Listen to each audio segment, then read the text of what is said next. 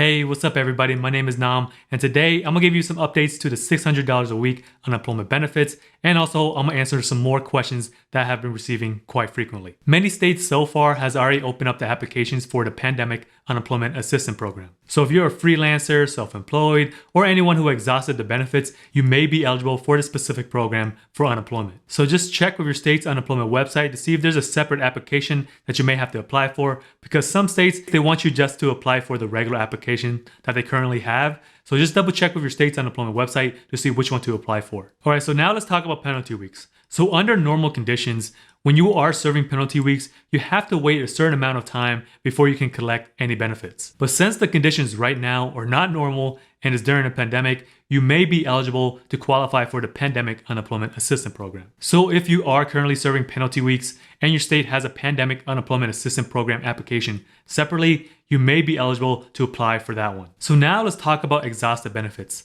So depending on the state that you live in, they may be dealing with this situation a little differently. So inside the CARES Act, there was this unemployment program that offered everyone who was on unemployment an extra 13 weeks. So for anyone who also exhausted their benefits, they would get an extra 13 weeks as well. But the biggest problem is that most states are having troubles on trying to figure this out on how to extend benefits to the people who exhausted their benefits. So let me give you an example about here in California. So anybody who exhausted their benefits lately, like in February or March, they're going to be receiving some letters in the mail stating about how they can proceed with this process. I'm not really sure what that letter entails. Either it's like a new application or some code that you have to punch in. So if anybody who received this letter, let me know in the comments below of what that letter actually says. So for any individual who exhausted their benefits much earlier, so depending on the state that you live in, it seems like it's such a mess right now because they're still trying to figure out what to do, because they're supposed to contact the individuals who exhausted their benefits to let them know how to proceed with this. But since most people who exhausted their benefits,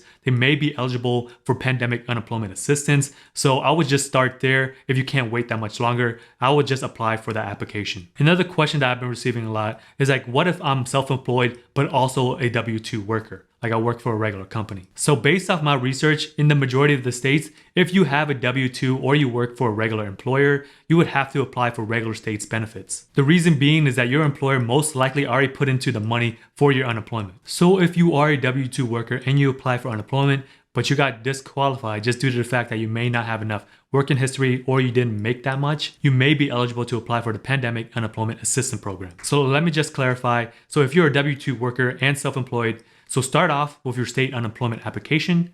Then if not, then if your state has a PUA application, then apply for that second. So let's talk about retroactive pay, because I receive a lot of comments about people have not yet to see any retroactive pay, even though they applied in March or like early April. So from what I researched, most states out there are not really doing that good of a job on giving people their retroactive pay. So under normal conditions, from the date that you became unemployed, you would receive your state unemployment benefits. So during this pandemic right now, you're also supposed to receive retroactive pay for the additional $600 a week when you became unemployed. But there are some caveats to this, is that some states, they only will allow the $600 retroactive pay up to March 29th or April 5th. So that's really just a week's difference. But under the CARES Act, anyone who's eligible for retroactive pay will receive it. So you may just have to wait a little bit longer until you can get it. So now let's just say that you've been unemployed for a month and you've been collecting benefits for 1 week.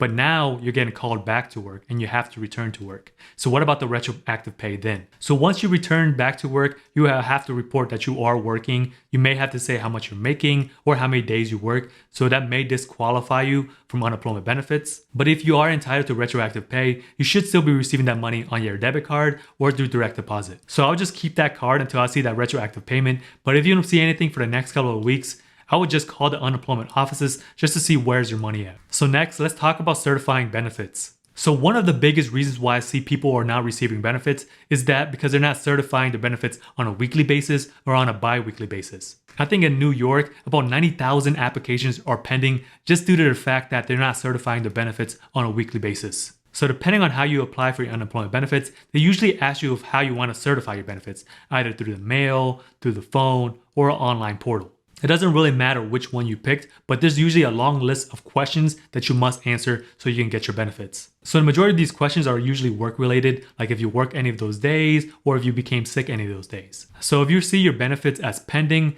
then make sure you certify your benefits. So depending on the state that you live in, you may be able to certify previous weeks as well. So now let's talk about if you have to pay back that $600. So just like state unemployment benefits, you do not have to pay this money back. But one thing that you do have to pay for is taxes. So depending on the state that you live in, they may already withhold the taxes, but if there is an option, make sure you select that so you wouldn't have to pay taxes later when you file your taxes for 2020. So I'm still getting questions about how long this money will last.